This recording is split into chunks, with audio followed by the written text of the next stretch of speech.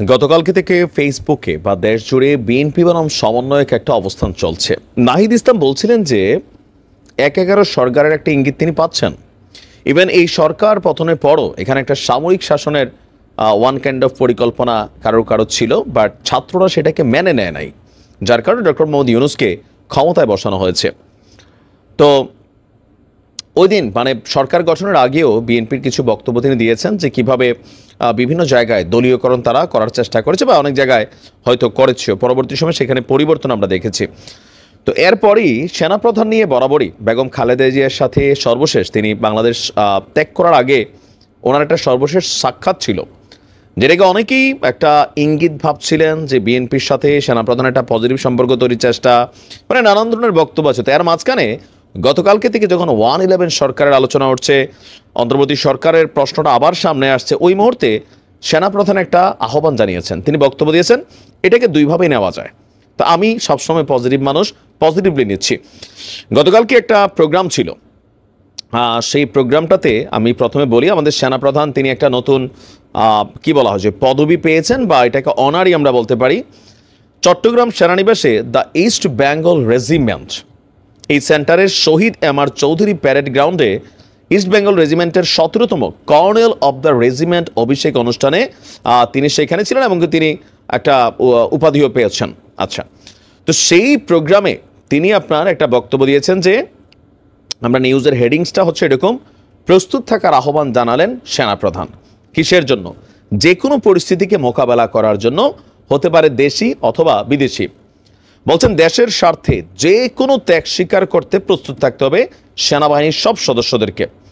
তো জেনারেল ওয়াকারুজ্জামান তার বক্তব্যটা যেরকম ছিল, আমরা যদি বলি গণমাধ্যমকে কোচ করে যে কয়েক বছর ধরে বাংলাদেশের সেনাবাহিনীতে আধুনিক প্রযুক্তি নির্ভর এবং যুদ্ধোপযোগী যুদ্ধাস্ত্র সরঞ্জাম সংযোজনের মাধ্যমে আপনার বাহিনীর সক্ষমতা বেড়েছে। শেখ হাসিনা সরকার সামরিক খাতকে মোটামুটি আপনার শক্তিশালী করছে, ওনার কথাটা বোঝাই যাচ্ছে। সেনাপ্রধান বলছে সেনাবাহিনীর সক্ষমতা আরও বাড়াতে ইঞ্জিনিয়ার্স ডিফেন্স ইন্ডাস্ট্রির কাজ চলমান। সেনাবাহিনীর যুদ্ধোপযোগী এবং আধুনিক যুদ্ধাস্ত্র এবং সরঞ্জাম যোগানে আমি সচেষ্ট থাকব। তারপর তিনি বলছেন যে প্রত্যেক সদস্য তাদের উপর অর্পিত দায়িত্ব সর্বোচ্চ পেশাদারিত্বের সঙ্গে পালন করবেন এবং প্রয়োজনে জীবন উৎসর্গ করতেও দ্বিধা করবেন না। তো এখানে নানান বক্তব্য তিনি দিয়েছেন, দেশে বিদেশে আমাদের সেনা অফিসারদের অর্জন বা সর্বশেষ সরকার পরিস্থিতির সময়ও সেনাবাহিনীর যে বিশেষ ভূমিকা, সবগুলো এখানে আলোচনায় ছিল। তো তিনি আসলে আমার ধারণা যে একজন সেনা প্রধান হিসাবে তিনি তার অফিসার্সদের, তার সোলজার্সদের মনোবল বাড়ানোর জন্য, ইভেন যে কোনো মুহূর্তে যুদ্ধ পরিস্থিতি বাংলাদেশেও হইতে পারে, দেশে বিদেশে যে কোনো কিছু ঘটতে পারে, যেমনটা আমরা গত 5ই আগস্ট দেখছি, আর আগের সময়টা দেখছি। So anything could be happen. আর এখন যে অবস্থানটা আছে, একটা চাপা উত্তেজনা চলছে, আমরা তো বাহির থেকে অনেক কিছু দেখছি না, ভেতরে ভেতরে তো অনেক কিছু চলছে।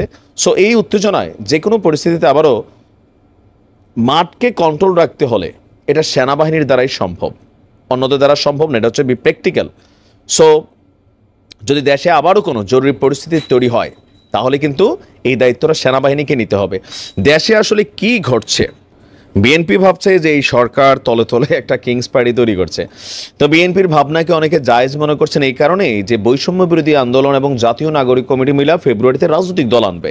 তো এই দুইটা দল কারা? এই দুইটা দলই হচ্ছে আমাদের এই ডক্টর মোহাম্মদ ইউনূস সরকারের নিয়োগদাতা, বা ডক্টর মোহাম্মদ ইউনূস তরুণদের উপর নির্ভর করেন। তিনি আন্তর্জাতিক ফোরামেও বলছেন যে আমি তরুণদের বলছি যে তোমরা পুরনোদের ফলো করো না, আমরা অনেক কিছু করতে পারি নাই, তোমরা নতুনের মতো না আগাও। আবার মেজর ডালিম বলতেছে তোমরা আগায় যাও, আমি আছি, বিপ্লবকে আরও করতে হবে।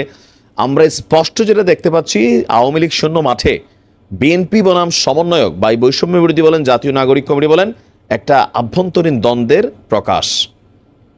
সো এই দুইটা শক্তি যদি সংঘর্ষে লাগে, একটা অস্থিতিশীল পরিবেশ তৈরি হবে, রক্তক্ষয়ী সংঘর্ষ হবে, তখন সেনাবাহিনীকে আবারও হয়তো মাঠে ওইভাবেই নামতে হবে। তো সবকিছু মিলিয়ে সেনাবাহিনীকে প্রস্তুত থাকতে হবে, সেটাই বাস্তব। তো দেখা যাক কি হয়।